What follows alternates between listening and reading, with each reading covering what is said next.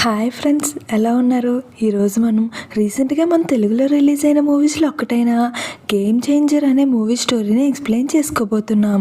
కానీ మూవీలోకి వెళ్ళే ముందు ఒక స్మాల్ రిక్వెస్ట్ ఫ్రెండ్స్, మీలో ఎవరైనా మన ఛానల్ని ఫస్ట్ టైం చూస్తున్నట్లయితే కనుక వెంటనే మన ఛానల్ని సబ్స్క్రైబ్ చేసుకోండి. అలాగే ప్రక్కనే ఉండే గంట సింబల్ని క్లిక్ చేయండి. ఇంకా మనం ఏమాత్రం ఆలస్యం చేయకుండా గేమ్ చేంజర్ అనే మూవీ స్టోరీలోకి వెళ్ళిపోదాం. మూవీ స్టార్టింగ్లో రాష్ట్ర ముఖ్యమంత్రి హార్ట్ అటాక్ వచ్చి చావు బ్రతుకుల్లో ఉండగా తన కొడుకులిద్దరైన మణిమాణిక్యం ఇంకా యూబీదేవి అధికారం కోసం కొట్లాడుకుంటూ ఉంటారు. అలా కొట్లాడుకుంటూ వాళ్ళ నాన్న ఎప్పుడు చనిపోతాడా అని ఎదురు చూస్తూ ఉంటారు. కానీ వాళ్ళ నాన్న చనిపోకుండా బ్రతుకుతారు. మరొక వైపు ఐఏఎస్ ఆఫీసర్ అయిన మన హీరోని కొట్టడానికి కొంతమంది రౌడీలు హీరో దగ్గరికి వెళ్ళి ట్రైన్ ఆఫ్ చేసి హీరోతో ఫైట్ చేస్తారు. మన మూవీ హీరో అయిన రామ్ నందన్ ప్రీవియస్ గా ఐపీఎస్ లో వర్క్ చేశారు.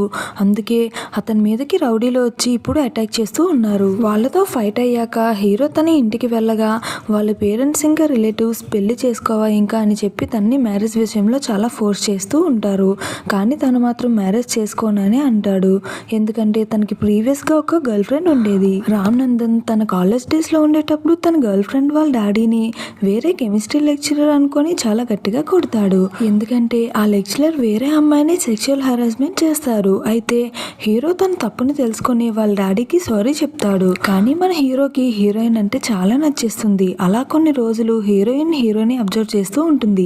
ఎవరిని చూసినా సరే చిన్నదానికి కూడా ఎక్కువ కోపంతో వాళ్ళని కొడుతూ ఉండేవాడు. అయితే హీరోయిన్ రామ్ నందన్ ని ఆపి, నీ కోపంలో న్యాయం ఉంది, కానీ ఇలా అందరి మీద కోపడితే నీ ప్రాబ్లం కి సొల్యూషన్ రాదు కదా.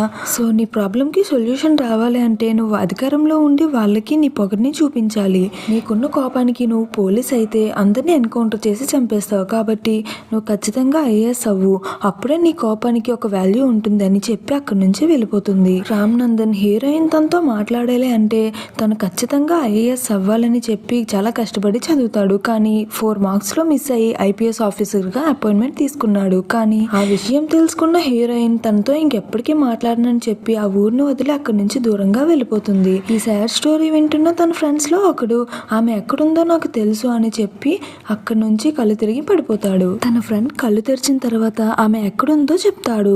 ఆమె విజయనగరంలో దూరంగా ఉంటూ ఒక అనాథాశ్రమాన్ని నడుపుతుంది. అయితే మన హీరో ఎలాగో తను కోరుకున్న ఐఏఎస్ ఆఫీసర్ అయ్యాడు కాబట్టి ఇప్పుడు తన దగ్గరికి వెళ్ళొచ్చు అని నిర్ణయించుకొని విజయనగరంలో ఉండే అనాథాశ్రమం దగ్గరికి వెళ్తాడు. అంత సడన్ గా మన హీరోని చూసిన హీరోయిన్ చాలా హ్యాపీగా ఫీల్ అవుతుంది.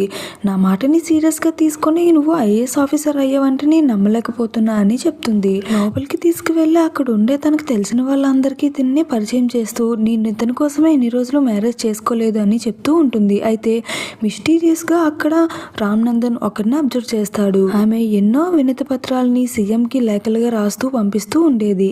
ఆమె ఒక మెంటల్లీ డిజార్డర్ అని చెప్పి అందరూ, కానీ మన హీరోయిన్ మాత్రం ఆమె డాక్టర్ కాబట్టి ఆమెను ఎప్పుడు అలా తక్కువ అంచనా వేయకుండా చాలా జాగ్రత్తగా చూసుకుంటూ ఆమె చేసే ప్రతి పనిని ఎంకరేజ్ చేస్తూ ఉంటుంది. అయితే రామ్ నందన్ తనకి రేపు సీఎంతో మీటింగ్ ఉందని చెప్పి హీరోయిన్ కి చెప్తాడు. అయితే నన్ను కూడా అక్కడికి తీసుకువెళ్ళండి అని పార్వతి అడుగుతుంది. ముగ్గురు కలిపి నెక్స్ట్ డే సీఎం మీటింగ్ కి వెళ్తారు. అయితే సీఎం అక్కడ మీలో ఎవరైనా నన్ను ప్రశ్నించాలనుకుంటే ప్రశ్నించవచ్చు అని అందరికీ అంటాడు. వెంటనే ఈ పార్వతమ్మ స్టేజ్ మీదకి వెళ్తుండగా సీఎం తన్ని చూసి చాలా భయపడుతూ ఉంటాడు. ఆమెకు అతనికి ఏదో ఫ్లాష్ బ్యాక్ ఉన్నట్టు మనకు అక్కడ అర్థమవుతుంది. స్టేజ్ మీద ఉన్న వారంతా ఎవరు ఈ మిస్టీరియస్ లేడీ అని చూస్తూ ఉంటారు. ఆమె మాత్రం డైరెక్ట్ గా సీఎం ఫేస్ దగ్గరికి వచ్చి, నీకు ఎన్నిసార్లు వినతి పత్రాలు రాసినా ఒక్కదానికైనా రెస్పాండ్ అయ్యావా అని అడుగుతుంది. ఆమె ప్రాబ్లం ఏమిటంటే ప్రజెంట్ పిల్లలు తింటున్న ఫుడ్ లో కల్తీ ఆహారం కలుస్తుంది. దీన్ని వీళ్ళు మెడికల్ రీసెర్చ్ రిపోర్ట్ లో ప్రూవ్ చేసి చూపించారు. అయినా సరే సీఎం కొడుకు ఈ రోజులు ఇదంతా కామన్ అయిపోయిందని చెప్పి వాళ్ళ ముగ్గురిని స్టేజ్ మీద నుంచి కిందకి తోసేపోతాడు. అయితే వెంటనే రామ్ నందన్ తను ఒక ఐఏఎస్ ఆఫీసర్ అనే విషయాన్ని గుర్తుండి కూడా అతను సీఎం కొడుకని తెలిసి కూడా అతని మీద చేయి చేసుకుంటాడు. వెంటనే సీఎం ఇంకా పోలీసులు అక్కడ అందరూ రియాక్ట్ అవుతారు. కానీ సీఎం గతం గురించి ఏదో ఆలోచించి మనం ఇలా చేయడం చాలా తప్పు అని తన కొడుకుకి బుద్ధి చెప్తూ వాళ్ళకి సారీ చెప్పమని అంటాడు. దాంతో వాళ్ళ అబ్బాయి వాళ్ళ నాన్న చెప్పాడు కాబట్టి వాళ్ళ ముగ్గురికి సారీ సారీ చెప్తాడు. వెంటనే ఆ సీఎం హార్ట్ అటాక్ వచ్చి అక్కడ కుప్పకూలిపోతాడు.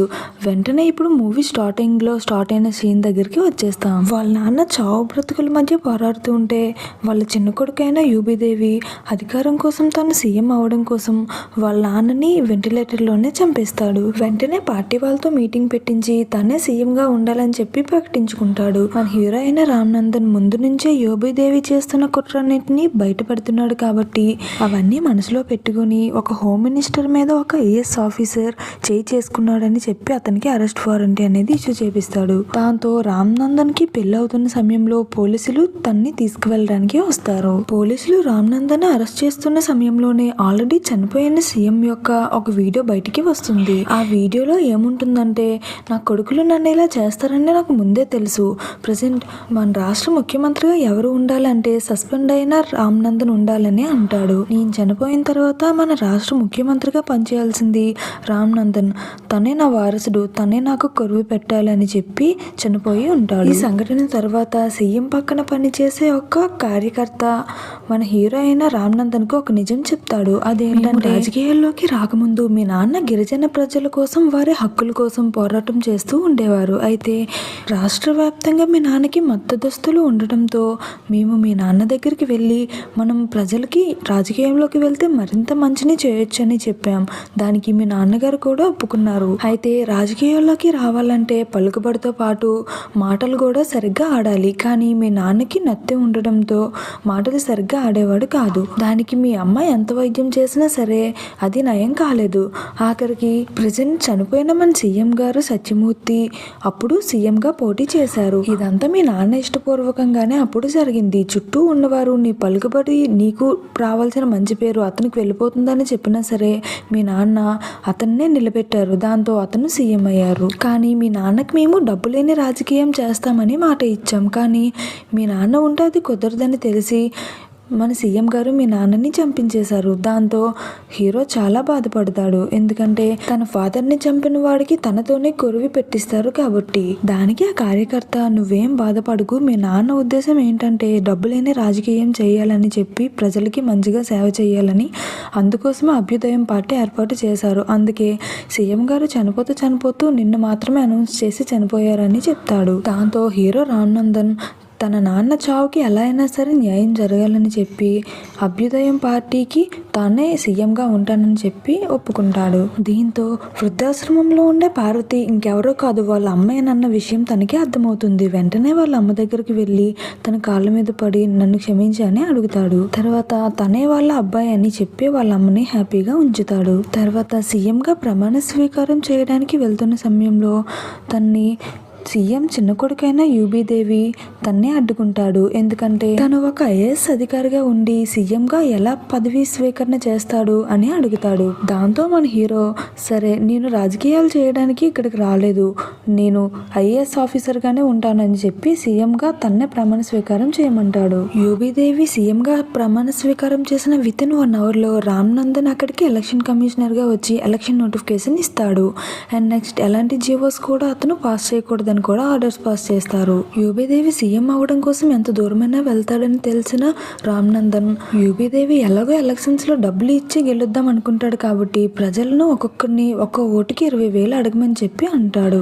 రామ్ నందన్ చెప్పినట్లుగానే ప్రజలందరూ ఒక ఓటుకి 20,000 అడుగుతారు. తను ఉండే ప్రదేశంలో ప్రజల్ని చాలా ఎడ్యుకేట్ చేస్తాడు. ఎలా అంటే, మీ దగ్గరికి ఇప్పుడు 10 రూపాయలు తీసుకొచ్చి ఒకరు ఇస్తే వారు మీ దగ్గర 100 రూపీస్ ఆశిస్తున్నారని అర్థమని, అలాంటి వారికి ఓట్లు వేస్తే మనం నిత్యావసరం తినే వస్తువుల మీద కూడా ట్యాక్సులు వేస్తారని చెప్పి వాళ్ళని చాలా ఎడ్యుకేట్ చేస్తూ ఉండేవాడు. అంతేకాదు డైరెక్ట్గా యూబీదేవి దగ్గరికి వచ్చి, మీరు ఎలక్షన్ నోటిఫికేషన్ వచ్చిన తర్వాత 40 లక్షలు మాత్రమే మీరు పార్టీకి ఖర్చు చేయాల్సి ఉంటుంది. కానీ ఆల్రెడీ మీరు 25 లక్షలు యూజ్ చేశారు. రిమైనింగ్ 15 lakhs-తోనే మీరు పార్టీ ప్రచారాలు రిమైనింగ్ టైం అంతా చేయాలి. కాబట్టి మీరు చూసుకోండి అని చెప్పి అక్కడి నుంచి వెళ్ళిపోతాడు. దాంతో యూబీదేవి రామ్ నందన్ మీదకి గట్టిగా అరుస్తాడు. కానీ రామ్ నందన్ ఎలాంటి భయం లేకుండా, నీకు ఎలాంటి పవర్స్ ఉన్నాయో చెప్పు, కానీ ఐఏఎస్కి మాత్రం జీవితాంతం పవర్స్ ఉంటాయి. మీకు కేవలం ఎలక్షన్లో ఉండే ఒక్క 5 ఇయర్స్ మాత్రమే పవర్ ఉంటుంది, తర్వాత మీకు పవర్ ఉండదని చెప్తాడు. అదే చదువుకున్న ఐఏఎస్కి చదువులేని రాజకీయాలు చేసేవారికి తేడా అని కూడా చెప్తాడు. ప్రెసెంట్ ఎలక్షన్ కమిషనర్ నేనే కాబట్టి ఎలక్షన్స్లో ఎలాంటి చీటింగ్ లేకుండా నిర్వహిస్తాను, సో నేను ఇక్కడ నుంచి వెళ్ళిపోతానని చెప్పి వెళ్ళిపోతాడు. అందరూ అనుకుంటుండగా ఎలక్షన్ డేట్ రానే వచ్చింది. అయితే ఎలక్షన్ నిర్వహించే సరిగ్గా ఒక రోజు ముందు మోబీదేవి ఒక పెద్ద బాంబ్ బ్లాస్ట్ జరుపుతాడు. పైగా ఆ బాంబ్ బ్లాస్ట్ తో మన మూవీ హీరో అయిన రామ్ నందన్ కి అంత పెద్ద బాంబ్ బ్లాస్ట్ జరిపి మన మూవీ హీరో అయిన రామ్ నందన్ కి వార్నింగ్ ఇస్తాడు. రేపు ఎక్కడైనా సరే ఎలక్షన్స్ లో మా వాళ్ళని ఆపావంటే సరిగ్గా మన రాష్ట్రం మొత్తం బాంబులు పెట్టాను, ప్రతి ఒక్క దగ్గర ఒక్క బాంబు పేలిపోద్ది అని చెప్పి వార్నింగ్ ఇస్తాడు. దాంతో ఏం చెయ్యాలో ఎలా వెతకాలో తెలియక రామ్ నందన్ ఎలక్షన్స్ అయినంత వరకు సైలెంట్గా ఉంటాడు. ఎలక్షన్ అయిపోయిన తర్వాత ఈవినింగ్కి రామ్ నందన్ దగ్గరికి వచ్చి మోబీదేవి నేను ఎక్కడ ఎలాంటి బాంబు పెట్టలేదు అని నవ్వుతాడు. దాంతో వెంటనే రామ్ నందన్ గట్టిగా ఒక నవ్వు నవ్వి తన మనుషుల వైపు చూస్తాడు. అయితే మోబీదేవి మనుషులు ఎవరైతే దొంగ ఓట్లు వేస్తారో వాళ్ళు చెరిపే ఇంక్కి వేరే కెమికల్ కలపడంతో వాళ్ళ వేళ్ళు మొత్తం వాచిపోతాయి. దాంతో వాళ్ళంతా చీటింగ్ చేశారు అని చెప్పి వాళ్ళందరినీ అరెస్ట్ చేస్తారు. ఆ జరిగిన ఎలక్షన్ ని కూడా క్యాన్సిల్ చేస్తారు. మళ్ళా రీపోలింగ్ కండక్ట్ చేస్తారు. ఈసారి రీపోలింగ్ కంప్లీట్ అయ్యాక మోబీదేవి ఎలాగో ఓడిపోతాడని మోబీదేవికి తెలుసు. అందుకే పోలింగ్ అయిపోయిన తర్వాత ఓట్లు లెక్కించే సమయంలో ఆ బిల్డింగ్స్ మీద తన మనుషుల్ని తీసుకువెళ్ళి అల్లర్లు చేస్తే ఆ బిల్డింగ్ కాలిపోయిన తర్వాత మళ్ళా రీ ఎలక్షన్ కండక్ట్ చేయించవచ్చు అని చెప్పి ఎలక్షన్స్ ని రద్దు చేస్తారని చెప్పి మోబీదేవి ప్లాన్ వేసుకుంటాడు. మోబీదేవి ఎంతమందిని తీసుకొచ్చి ఆ బిల్డింగ్స్ మీద అటాక్ చేయించినా సరే మన హీరో అయిన రామ్ నందన్ వాళ్ళందరినీ అడ్డుకున్నాడు.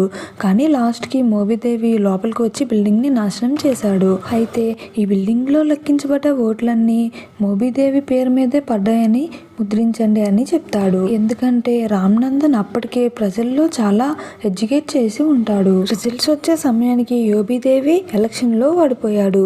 లాస్ట్కి వీళ్ళ నాన్న అనుకున్నట్లుగానే రామ్ నందన్ సీఎంగా గెలిచాడు. రామ్ నందన్ సీఎంగా పదవిలోకి వచ్చిన మొదటిసారి ప్రజలందరికీ ఒక మాట ఇస్తాడు. నేను సీఎంగా మిమ్మల్ని పాలించాలనుకోవట్లేదు, మీ కింద సేవకుడిగా ఉండాలనుకుంటున్నా, డబ్బులు ఇంకా కరప్షన్ లేని రాజకీయం చేద్దాం అనుకుంటున్నా అని చెప్తాడు. అండ్ చదువుకున్న ఒక ఐఏఎస్ ఆఫీసర్ సీఎం అయితే ఎలా ఉంటుందో కూడా చూపిస్తా అని కూడా చెప్తాడు. ఇక్కడతో ఈ మూవీ స్టోరీ ఎండ్ అవుతుంది. ఫ్రెండ్స్, మీకు కనుక నా ఎక్స్ప్లెనేషన్ నచ్చినట్లయితే వెంటనే ఈ వీడియోని ఒక లైక్ కొట్టి మన ఛానల్ని సబ్స్క్రైబ్ చేసుకోండి. మీరు సబ్స్క్రైబ్ చేయడం వల్ల నేను మరిన్ని ఈ వీడియోస్ చేయడం కోసం నాకు ఎంకరేజ్మెంట్గా ఉంటుంది.